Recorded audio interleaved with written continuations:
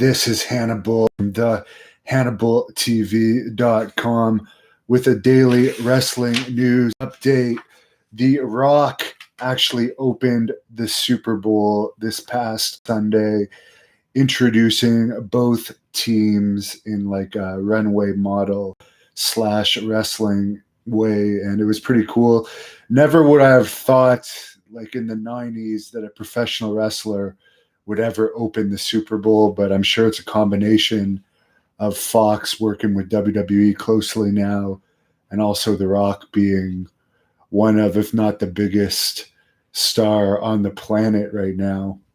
Speaking of The Rock, his father's biopic called Ring King. Oh my God, it's getting late. It's still going to be moving forward despite his death. According to the Hollywood Reporter, the project had been announced in 2018. So that is really cool, a Rocky Johnson movie. Several WWE and AEW talent and personnel were at the Super Bowl. Of course, Fox is very well connected with WWE. They are SmackDown. And the Khan family owned the Jaguars. So some of the names that were there there was 3 wrestlers that were actually in Super Bowl commercials: Ric Flair, John Cena, and The Rock, which is pretty crazy.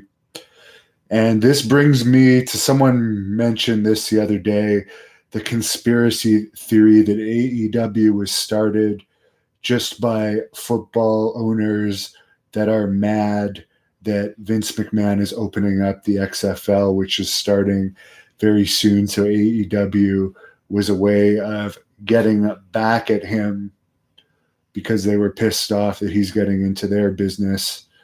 So that's a conspiracy theory that is out there. I'm just giving it some attention because a lot of people have messaged me what I thought about it. Anything's possible. Tony Khan obviously really loves wrestling, but definitely some of the funding and some of the TV deals that they're getting, they're really having it the easy way. But the Khan family has worked something like $9 billion. So they have a lot of connections too, but I don't doubt that the football franchises that are mad that Vince McMahon is opening the XFL are happy about AEW, because competition is not a good thing if you're like the top dog. Even though it's good for the fans, you never want that. I'm just like WWE doesn't like AEW. They started that Wednesday night counter programming against them. They've signed all the top stars they can up to 5-year deals, as long as basically AEW's current TV contract is. So it is a battle. It is making wrestling more interesting. AEW is also doing pretty well for new company ticket sales wise, but Ring of Honor, I once again looked at the seat map for their free show this Sunday in Baltimore, which, by the way, Baltimore, as of 2017, they had an estimated metropolitan population of 2.8 million. Of course, they're the home to the Baltimore Ravens. And the way that the arena is set up for their free show this Sunday, I looked at the seat map. It looks like it's only going to be set up for about half the arena. So they're only setting up for half the arena. They have all their top stars as well as the NWA's top stars. And as of now, less than a week before the event, actually just a matter of days before the event, there's still free tickets available. So I know Baltimore has been one of their main towns. It's going to be interesting to see if they do future events there, how people are going to react to actually having to pay for tickets after this free show. Ricochet is going to face Brock Lesnar at the big Saudi Arabia pay-per-view this month. Krilling876 tips me $2. Thank you again for the tip. You may not hold the record for my biggest tip, which was $30, but you have given me the most tips, so thank you. I appreciate that. Do I think XFL should have used smaller Major League Soccer arenas? Well, I've actually looked into it, and there's no real information about how ticket sales are doing. So who knows? I guess we're going to see once the league starts going. I really don't know how they're going to draw. I know the original XFL, maybe someone on here can tell me, from what I recall, the arenas, other than maybe the very first day in Las Vegas, I'm not sure about the other cities, but the arenas weren't anywhere near full. But who knows what kind of deals they're getting on the stadiums, rather, because what else is going to be going in those stadiums at this time of year? Maybe they're getting great deals on the football stadiums because there would be nothing in them otherwise. You never know. But that is a good question. Time will tell. I hope that it doesn't bomb, to be perfectly honest with you. I really hope, because I noticed the WWE stock has declined again, and I still have some. I have not sold it yet, so I'm hoping that it makes an increase, because actually if I sell it now, I'll have lost money on it. Jimmy Noonan, who was the head of WWE security, is apparently putting out a book. That guy would be interesting to interview. Mike McGurk, if you guys remember her, the former WWE female ring announcer, is going to be the announcer representing the Hannibal TV at WrestleCon, WrestleMania weekend in Tampa.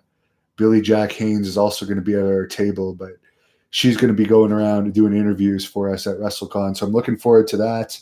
And if you're watching this and going to WrestleCon, please stop by the Hannibal TV table. You might even be on the Hannibal TV if you stop by. I'm sure we're always going to be recording at the table, seeing what we can pick up. So actually, I encourage anybody, I'll say it right now, any of the fans, the dedicated fans of this channel, do something interesting at the table. I'll keep a camera running there. That could be interesting to see. And also, speaking of Billy Jack Haynes, the RF video face-off interview I did with him is now out. I basically did that so Billy Jack Haynes could get a payday. Wanted to help him out. I didn't do that because I personally wanted to.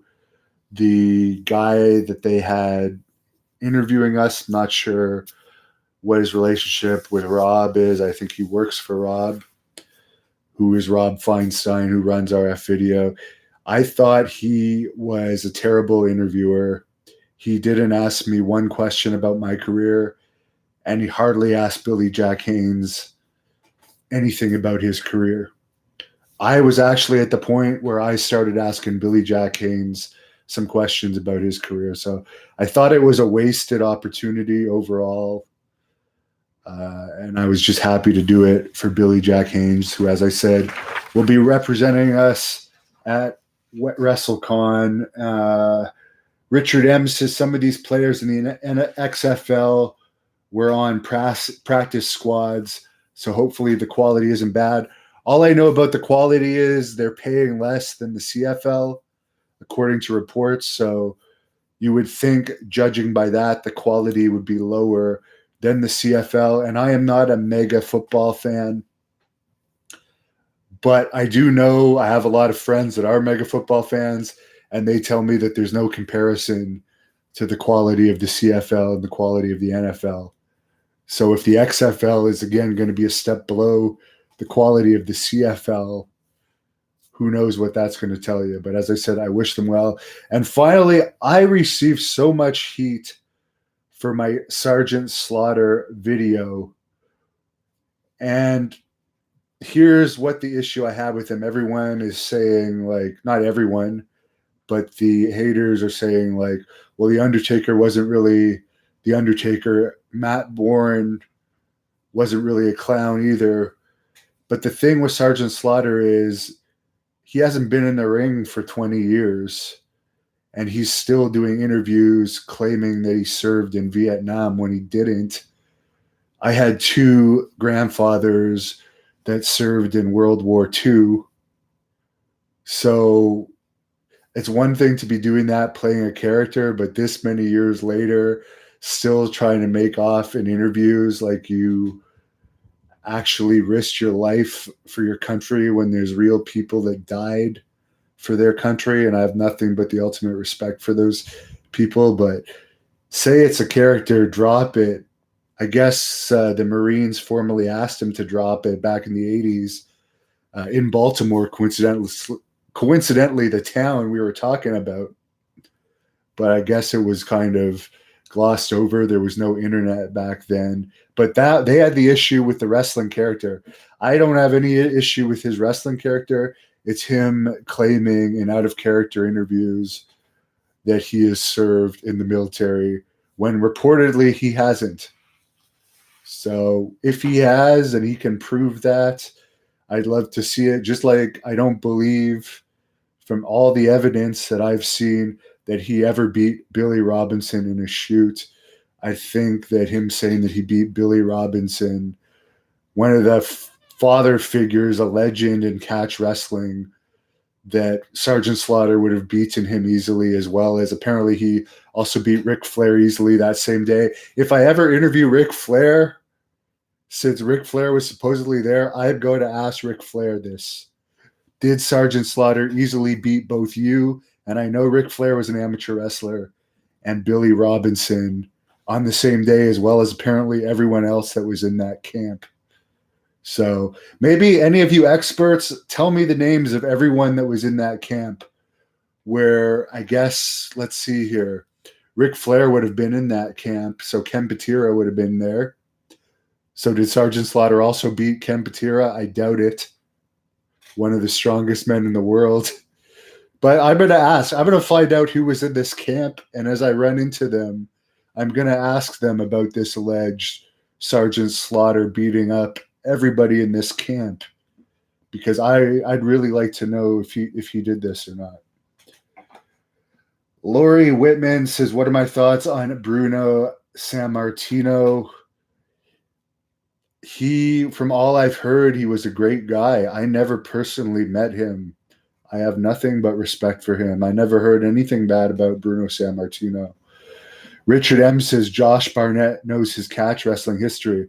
Well, I guarantee you, Josh Barnett, who learned from Billy Robinson as well as did Harry Smith, who told me in a shoot interview this was bullshit, would tell you that likely didn't happen. I'd like to actually interview Barnett and Slaughter at the same time and have Slaughter tell that story in front of Barnett. Last question. It's a second tip, $2 from Krilling876. Every dollar counts to my monthly payment, so I really appreciate it.